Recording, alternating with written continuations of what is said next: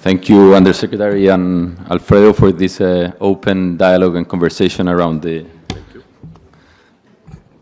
great potential of infrastructure investment in Chile.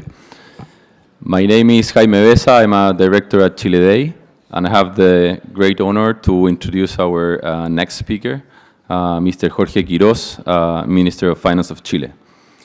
Minister Quiroz brings a long and distinguished career to the Ministry of Finance, with deep experience in economic analysis, public policy, and the financial sector. As a Minister of Finance, he is leading Chile's fiscal strategy and growth agenda at a particularly important moment of our country and our region.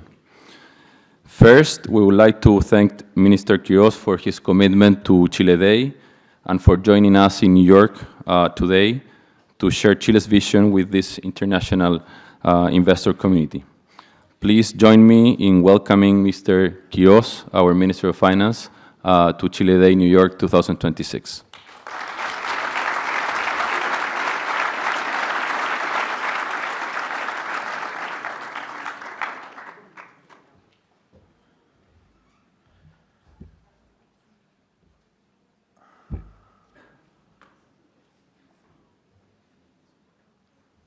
Okay, thank you, everyone, and have a good afternoon already. Yeah, good afternoon. And thank you to Chile Day for the invitation and to share with you some thoughts about the future of our country today. We're going to back to growth. That's the main idea of this presentation. Chile used to be one big star in Latin America in the 90s, for those of you old enough to remember. We still had some push into the 2000 up to 2013, 14. But there were problems that were step by step eroding our capacity to grow. Perhaps the crucial point was 2014 with a number of tax reforms that put a heavy load on the corporate sector. Then the increase in red tape, very, very, very strong. Uncertainties regarding the rules of the game. Even culturally, the idea that growth wasn't important. Too much emphasis on the capacity of the state to redistribute and provide wellness to everyone. And end of the story, not very encouraging results. And the most important thing, and I think this is a thought that should be with all of us today. If you go over the campaigns of the last presidential election, you will see that the growth topic and the need to do things about it, including reduction of corporate tax rate, was in every candidate. So what we are going to talk today and what I'm going to express today, of course, is the vision of the government. But keep in mind that these were themes that were raised by many, many other people who aspired to be president of Chile, even from the left. So this is part of a cultural change or a cultural recognition that something was wrong and that we need to change that. And we have all the decision to do that change. We have I at least have no complex saying that, and acting correspondingly. And we are quite optimistic of what we are going to achieve. So, without further introduction, let's go to the presentation.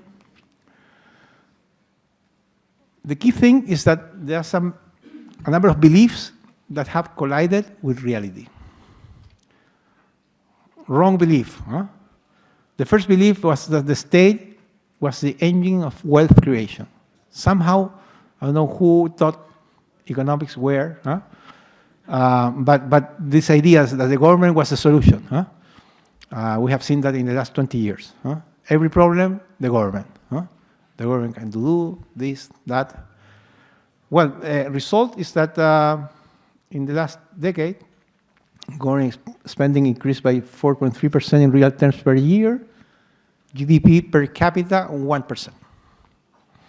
Okay, and with 1% GDP per capita, you are 20 years from now, 30 years from now, you're a country that has no future, no expectation for the young people.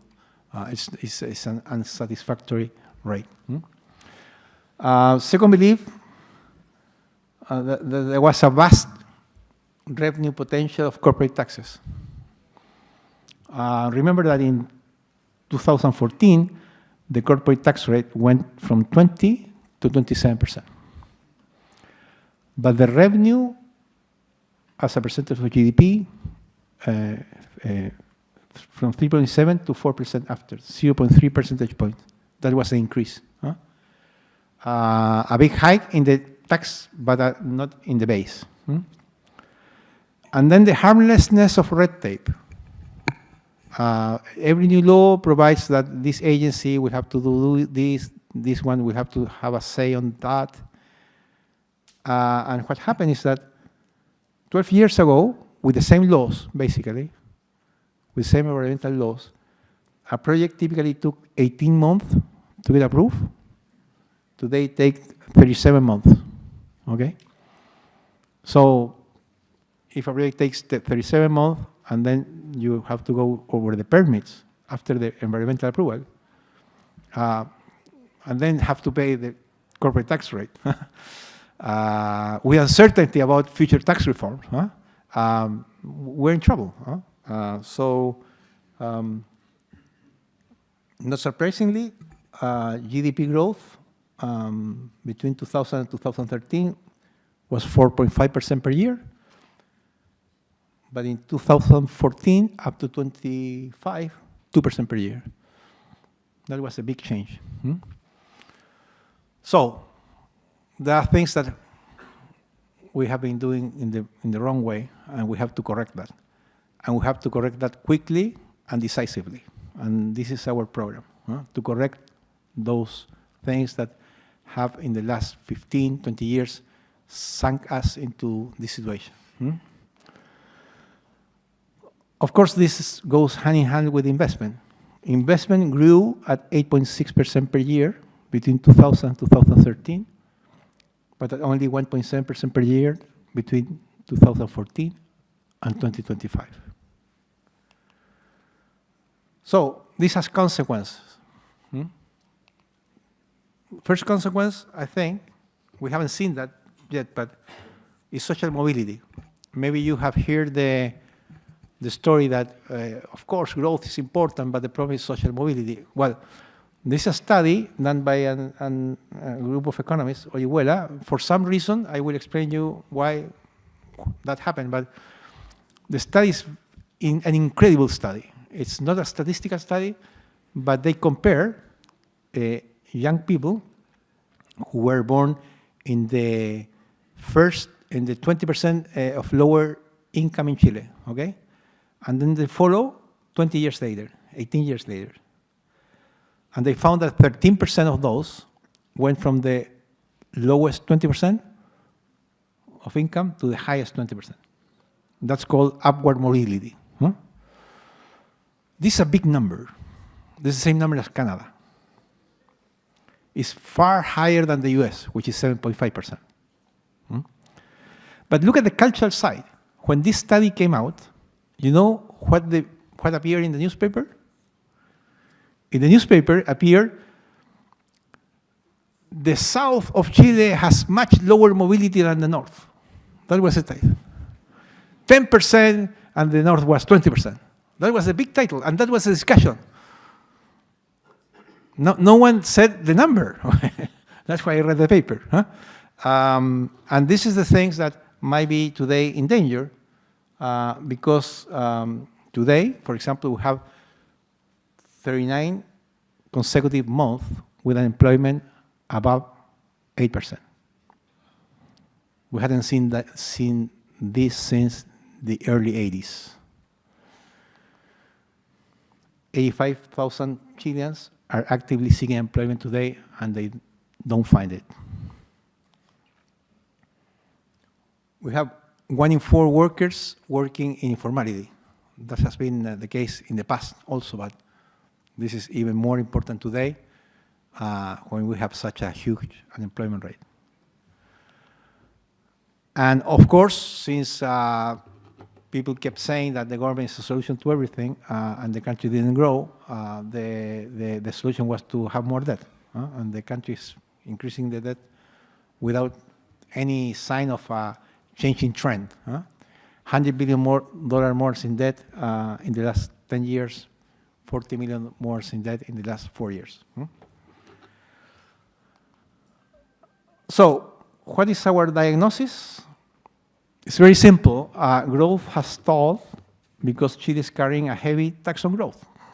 We're taxing growth. Since we're taxing growth, we're not growing. And how do we tax growth? Well, with uncompetitive corporate taxes and a great deal of tax uncertainty, okay? This is very important too, the tax uncertainty. The way the IRS had been applying the tax law gave a lot of room for discretionality in the last 4 years. And that's a high tax too, an implicit tax uncertainty. Excessive red tape and a capture of the state. The state capture is not mentioned very often, but this is part of the problem. Because when people compare, and this is a usual discussion, okay? Well, look, corporate tax rates in Chile are not that high because such country and that country has a similar tax rate and they're doing okay. And my answer to that statement has always been, but look at the services the state gives in that country. So you don't have to look at only the corporate tax rate. You have to look at the services the state gives. And the state doesn't give good services because the state in many areas has been captured. Doesn't provide what it should provide. So all those things get combined, and it's a bad explosive combination of things. And we need to change those 3 things. We need to make corporate taxes more competitive. We need to finish with red tape, excessive red tape, and we need also to do things with the state, government expanding, and to try to control the situation. So this is what we set out to tackle. The only problem is that we are starting from a very challenging point, initial point, because we are starting with GDP growth, 0.1% negative last month, 0.3% negative first quarter. So today the economy is in stagnation. But the problem is that it isn't a stagnation, but with public spending growing 5.1% in 12 months. So when you start seeing an economy in stagnation with public spending growing at that rate and with low interest rate, then the problem is not aggregate demand. The problem is something's happening very structurally with the supply. So this is a government that focuses on the supply side. But it's very problematic, of course. And if you look at non-mining tax revenue, 12 months, March to March, minus 7%. Unemployment, 8.9%. Public debt, last figure, 42.6%. And the fiscal balance, 12-month moving average from March to March, minus 2.8% of GDP. So, this is our starting point. But I'm quite optimistic. I'm quite optimistic. We will do it. We will do it. We will overcome this thing, and we will overcome it very quickly. Okay? We have to think calmly, to act with resolution, and step by step. Because when you have to climb a mountain, you have to do it step by step. You have to be prepared for all kinds of contingencies. but we can do it. We can do it, and we will do it. So my message today is this is a starting point. It's difficult, but we are going to do it. And we are already doing it. And this is what I'm going to show you right now. But don't forget this thing, okay? I wrote it in a very educated way, okay? It's striking how we keep doing the same thing over and over, expecting different results. This is a message to some of my colleagues, okay? You have problems, you have to raise taxes to solve the deficit. Okay, I mean, it's not going to give us, to bring us nowhere, anywhere. What we need to do is growth. The only way, when you look at, we have fiscal deficit, growing expenditure. We are not growing. Fortunately, we have the copper price at $6 per pound, okay? But the only solution here is to accelerate growth rate. That's where we think that we should go from 2 to 4. So how to do that? We will decisively restore creative freedom to the private sector. That's the basic thing, okay? Because we don't believe that the state creates wealth. We don't believe that we need more red tape on the economy. We have to give back freedom, and the government has to provide the framework to have the free initiative and all the energy of the private sector doing whatever the private sector think interesting to do. And that's why our program is built around 3 pillars: simpler regulation, tax competitiveness, and the third pillar, which I wish we didn't have to do it, but we have to do it because it's a problem, is fiscal adjustment, because we need to put order in the fiscal accounts, especially if we're going to reduce corporate tax rates. The recipe today that we're trying to follow is not to lower this tax, so you need to raise another one. Well, another alternative to lower expenditure, and we're working on that. But to grow, those are the 2 most important ones. The third one is something that we have to do it, but it's not part of the program to grow. The program to grow is low red tape and tax competitiveness.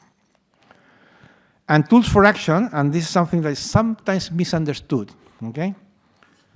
So I will be very careful in saying this thing. We have 3 tools to do this thing. Management, which is to act every day, to wake up early in the morning, go to the office and do things, those management, with the same laws, with the same decrees. The second one is decrees, which are acts that the government can dictate, which are enabled by existing laws.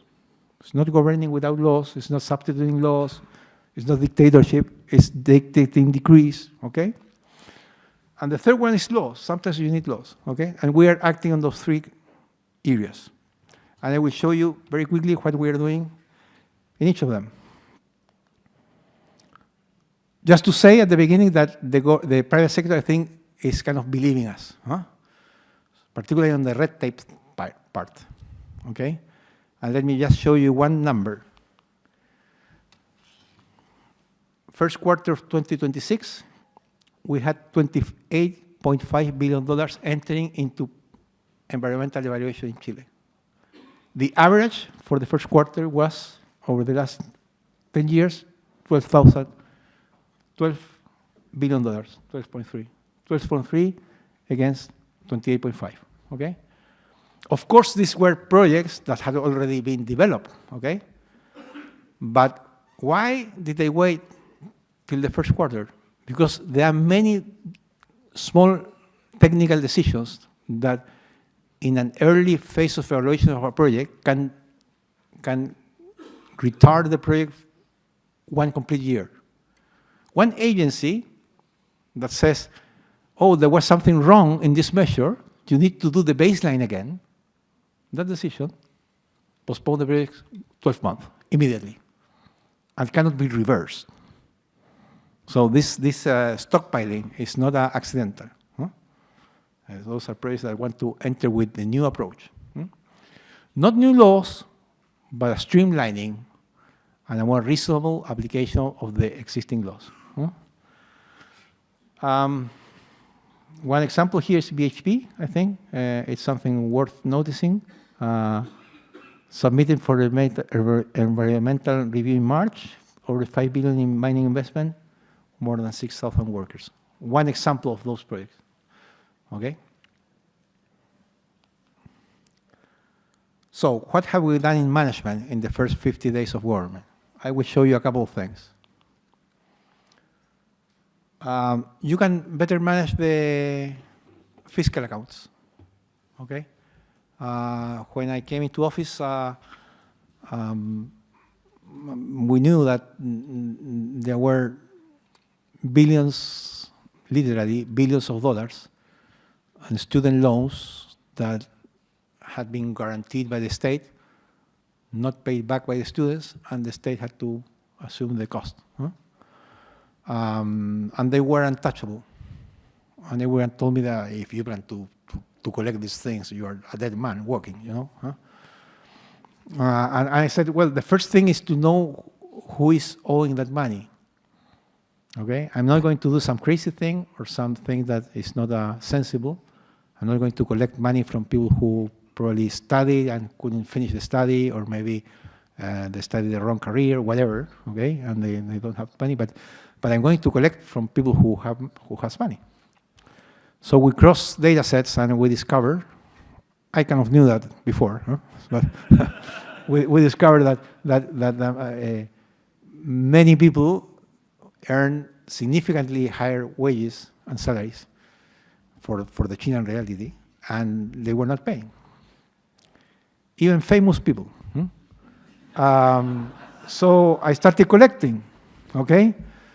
And this is a number, April, okay?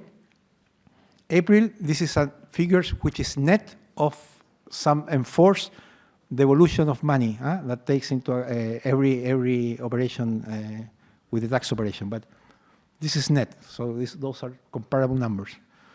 $1 million per month to $23.5 million per month, okay? And there has been no strike, no nothing, because we publish the data, okay? And this is significant enough to move the fiscal projection of the years, because we are going to go even higher than this, okay? We are not collecting money from people who are below certain threshold of income. For those people, we are just sending a letter. Maybe we can do something about it, but we're collecting money from their segment. And we're providing all kind of facilities, but there's something that, so there is this discussion about social expenditure. Is the government going to cut social expenditure? The government is not going to cut social benefits.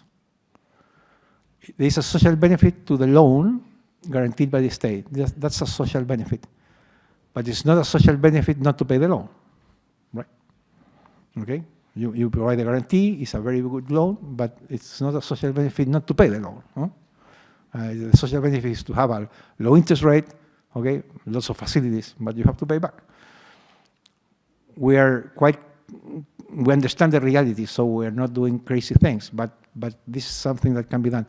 And many things can be done in management too, okay? That's not meaning to close any program, to cut any social benefit, but we can do it in a more efficient way. And there's plenty of room for doing that. And this is just the first thing we did. This was done in days. I mean, think about that. I mean, we are not particularly intelligent or particularly. We wake up in the morning, like everyone else, perhaps a little bit earlier, but that's the only difference, Yeah, someone told me that I shouldn't tell any joke, but when I come here to the state and I speak, usually there's something in the environment that forces me to. It's okay. Anyway, but this is something that can be done, okay? And this is management. No need for a decree, no need for a law. Just do your job and do it in a sensible way. Okay? This is another of my favorites. Before winning the election, before even knowing that we might win the election, before even knowing that I might have something to do with someone who might win the election, we work in our office, we work a system, okay? Because, and the system is, with artificial intelligence, reads what every agency writes, okay? Because in the environmental evaluation process, the agencies talk between each other with the official documents that are public. So we read, and we have all the process.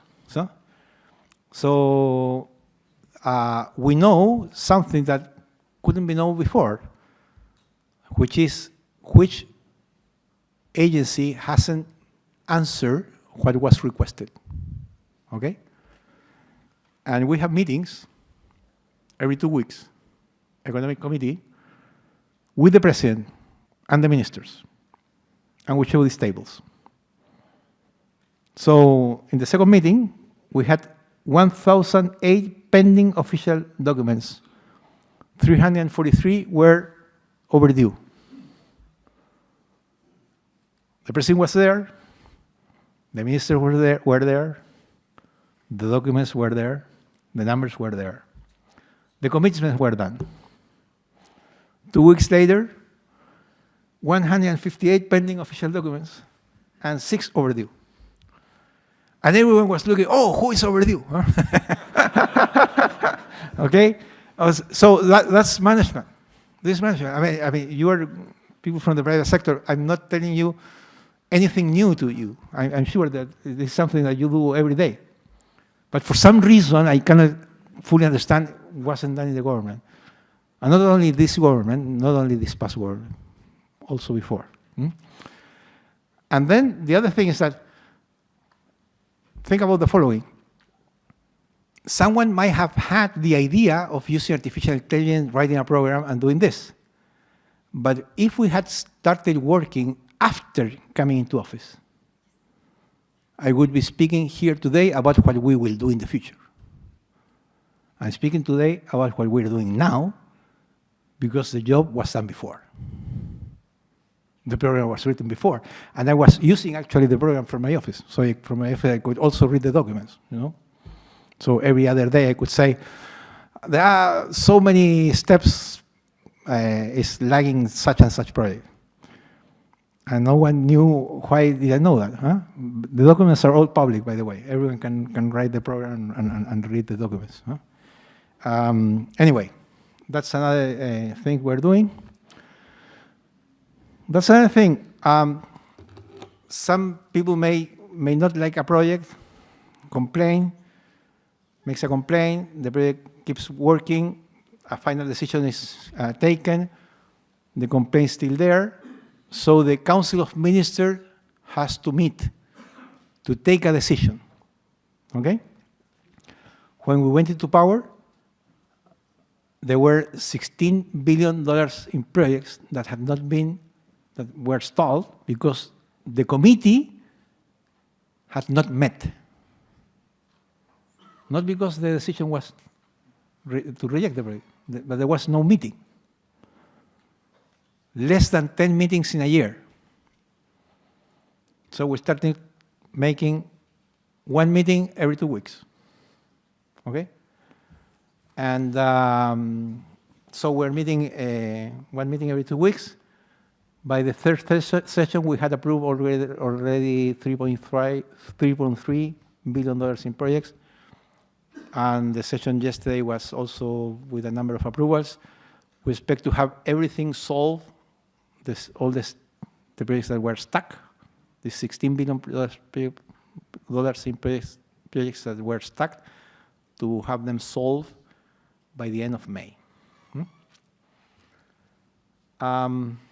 But then there's another thing.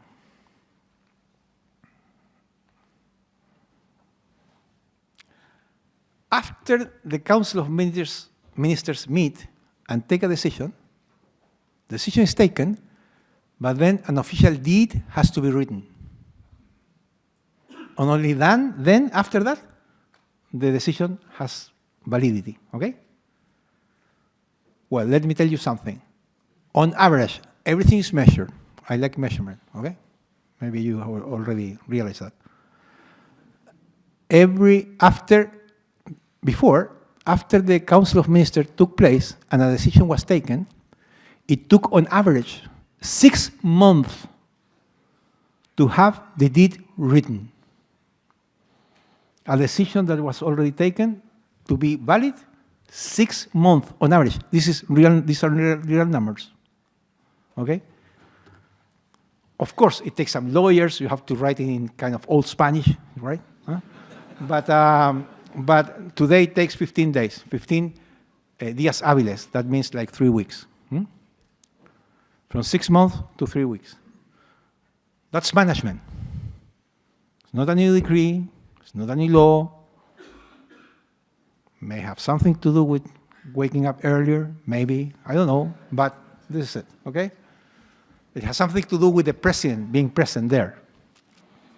I mean, one of my big credits go to the president, who is involved in this thing as a witness. He's seeing what's happening. He's receiving the reports. He's reading. Okay. Also, decrees are important, okay?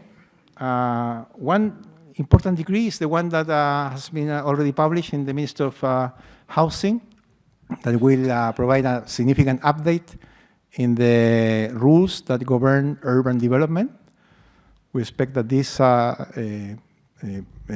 us the private sector to build cheaper houses in the future, maybe between 10–15% lower prices. And this is something that has to go now to an agency which in Chile is called Contraloría. I don't have a translation for that in English, but it's an agency that oversees that the decree is okay with the law. That's one thing. And the other decree, of course, is, someone erased this, but the budget adjustment decrees, okay? You adjust the budget through decrees. And we have already done the first decree.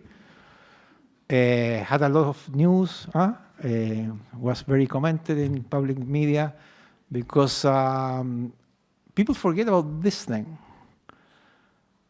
You pass the law in Congress, but now many congressmen realize that that law is changed like 20 times in a year through decrees. But why our decree was so public? Because it was the first decree that expenditure was reduced and not increased, okay? You change the law every 20 times a year, more or less, between 15 and 20 times. But this time, the expenditure was reduced. $2 billion, like 0.7% of GDP. Okay, and now we go to the law. I will go very quickly. There is a big law. I don't know how to translate this thing. It's not the big, beautiful law, but it's something that is important law, okay? Important law that's going to change things, and this is something that we expect that marks an before and after point, okay? And this is a law that goes into changing some key articles that will provide a deep streamlining in the environmental approval process. It shows a path for decreasing corporate taxes. It gives certainty in terms of investment of those taxes into the future. And also there are some transitory articles in the tax law that will allow us to get revenues for reconstruction of some areas that suffer big fires during the summer. So the law basically has 5 parts: reconstruction and revenue-raising measures, those transitory measures. Then there's a special mention of reigniting the construction sector,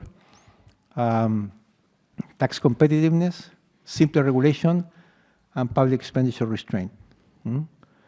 It has only 40 articles, okay? And in every one of those areas goes into the key things, okay?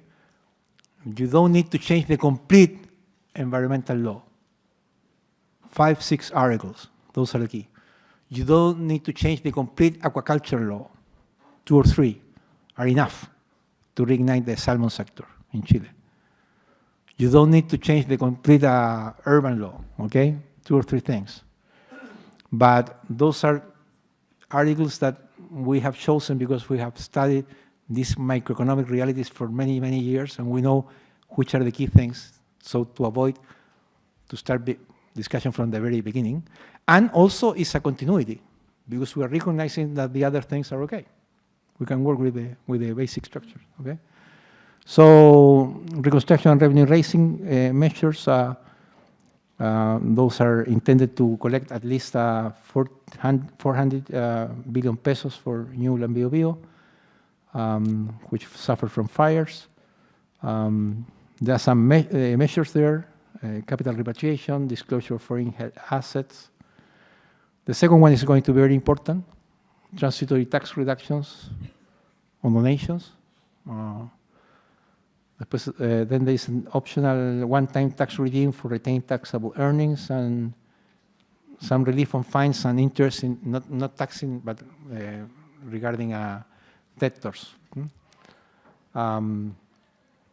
Construction sector, we have a big problem here. In the construction sector, if the decree gets approved, this updating of urban regulation, new houses will be lower. We have lowered prices. But we have a problem with the existing stock. So these are measures to force a complete sellout of the existing stock. So to reignite the construction sector.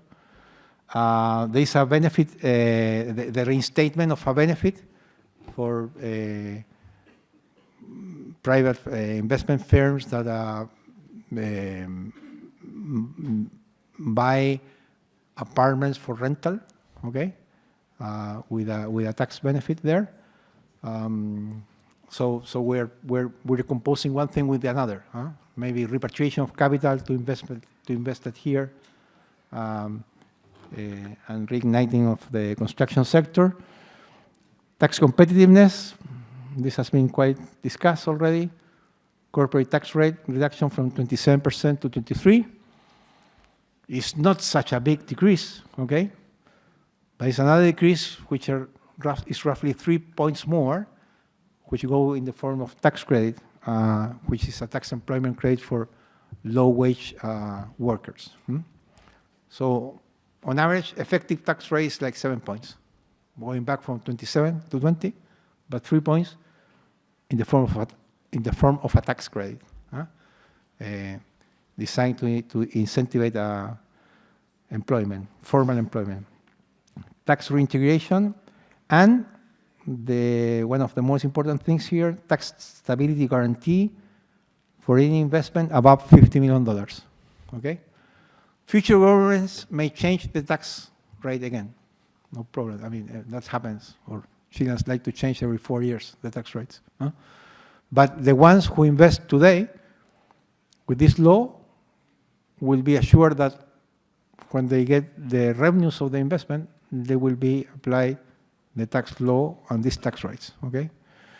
There were questions about whether it was constitutional or not.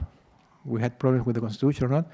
And a congressman asked for a report from the Secretary of Congress, Chamber of Deputies, and the report said there was no constitutional problem. It's okay. It's perfectly in agreement with the Constitution. Simpler regulation, many measures, but my favorite ones is the last one. If the government gives you a permit, environmental permit, you can invest, but then someone may raise the hand and you go into the, not you, but the government goes into a judicial procedure. This article says that that's a government problem. The government has to fight in courts.